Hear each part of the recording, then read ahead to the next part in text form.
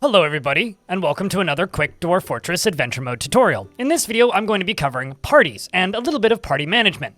As you can see, as I move, we can see our party members talking. We have several of them. Olan, who is a necromancer experiment. We have Thad, who is a dwarf, and Isak, who is also a dwarf. This is our quaint adventuring party. First thing I need to note about traveling with a group of adventurers is while you do need to feed and water your main adventurer, as in the one that you are playing, the rest of them will not hunger, regardless of their race.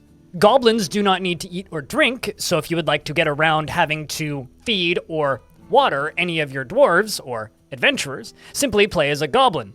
Intelligent undead can also join your party, but only if they are neutral to you, so good luck with that. Angels and some other magical creatures can also be playable if you conquer one of their sites. During character creation, you do not need to worry about what faction your party comes from, as they will all simply just get along. In fact, they are designated as friends. If we actually look at our relations, you can see that it says that they are all companions, meaning they've known these people for quite some time. If you wish to swap between your party members to control somebody different, you can do this at any point by just hitting Tab.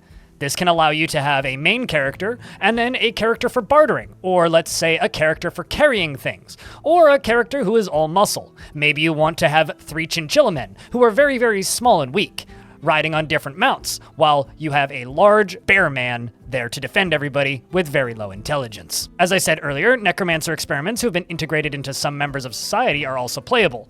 This particular one is a feathered humanoid with a pair of knobby antennae. Its black feathers are long and sparse. This night creature was first created by the human necromancer Akok, Marble Days, in Slip Lake, after horrible experiments on a human named Pobe. Now, an important thing to remember is different creatures are different sizes. Specifically, this one is wearing clothing, as you can see quite clearly. Our adventurer over here, this owl, is wearing clothing that's considered small versus this character here that I was just looking at. If I look at our dwarf over here and examine that, they are also wearing small clothing, meaning this is a probably human-sized creature, meaning in order to get new gear for this experiment, we would need to find clothing that is sized correctly for this experiment. If I jump over to this dwarf and look at the experiment and then click on this, we can see that they are using large clothing, simply indicating that it's larger than the clothing that they are currently wearing. Gear does get damaged during combat and can wear out with time, meaning if you're going to embark with a particularly unique, interesting group of adventurers, it might actually be very wise to get ahead of that and create a fortress that is making masterwork armor for bear people. Maybe even take a group of adventurers to that fortress in advance so that they are having some sort of dictation over why they are making that. It appears that we are about to get assaulted by an army of evil sea otters, so I'll make the rest of this brief. When you go into combat, you can also use tactical mode, which is only possible when you have multiple characters in your party. Since we're about to get assaulted by these otters anyways, I might as well demonstrate tactical mode briefly. I'm going to initiate the attack. Confirm the attack. We're going to strike the otter in the upper body with a slash attack, and then you can see my other party members automatically begin fighting. I'm just going to do a simple bump attack. And as I'm hitting, you can see my allies continuing to move. If we move into the tactical screen, when I attack this otter, it's then going to allow me to line up a move for my next character. We're going to have you jump over to this side, and you can see them in mid-air.